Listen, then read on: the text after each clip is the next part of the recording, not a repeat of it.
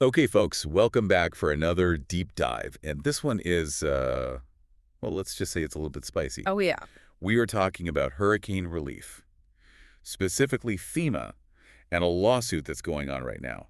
Down in Florida, our source material for this is some excerpts from a news article detailing Florida's case against FEMA, and this case is alleging that there was a conspiracy to withhold hurricane relief aid from Trump supporters.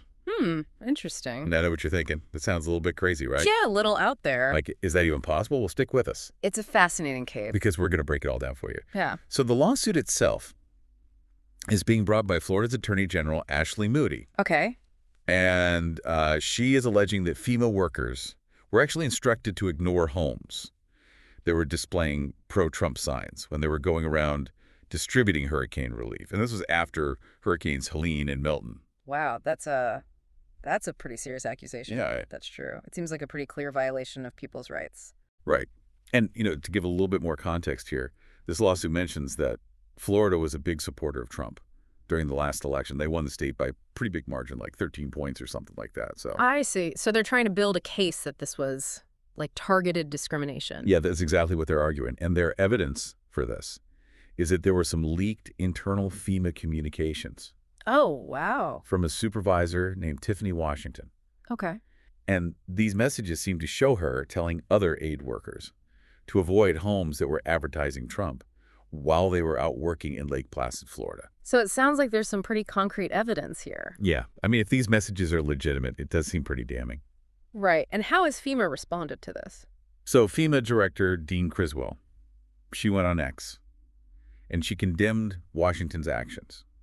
She basically said that denying aid based on people's political beliefs goes completely against FEMA's core values and principles. Yeah, that makes sense. They want to distance themselves from that kind of behavior. But this whole situation, it really brings up an interesting point about leadership and how organizations make sure that everyone is actually following the rules. Especially in like Yeah. high-pressure, chaotic situations like a hurricane. Right. People might be making decisions on the fly. And Absolutely. yeah, so it's a tough spot for FEMA to be in, for sure. Definitely. Tiffany Washington, she has a defense. She says that this wasn't about politics at all. It was about keeping her team safe. Okay, interesting. How so? So in her words, Mm. she said, quote, "The running trend of those encounters just so happened to be at houses that have Trump campaign signage. The notation that was leaked had nothing to do with their political stance. It was with the objective of safety." End quote. So basically, she's saying that the houses with the Trump signs were somehow more dangerous. Yeah, that's what it sounds like. And she also said that, quote, "We omitted these homes for safety precautions, not because of political plight. Like, no one cares about that. We want to make sure people can register. You have to understand, when we go out here in the field, we don't have security detail. We do not have police detail. We are all we have in the field." End quote. So she's arguing that they had to prioritize their own safety over everything else because Yeah. they were out there alone. Right. And here's where it gets even more interesting.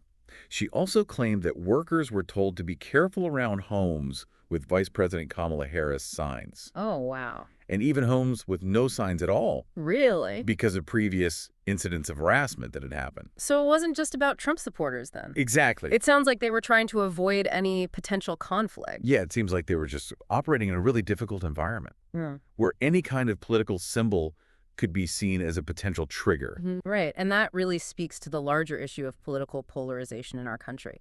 It's gotten to the point where even something like hurricane relief can become politicized. It's a sad state of affairs. It really is. So ultimately, the question this lawsuit is trying to answer is whether Washington's actions were a reflection of a broader problem within FEMA, or if this was just one supervisor making a judgment call in a really tough situation. Right. And it's a question with huge implications.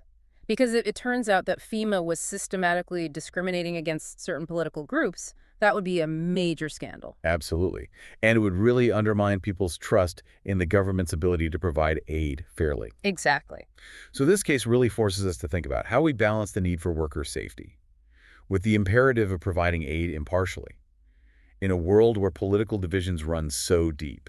It's a tough question with no easy answers, Right. and one that we'll likely be grappling with for years to come. Well, this has been a wild deep dive, lots to think about here.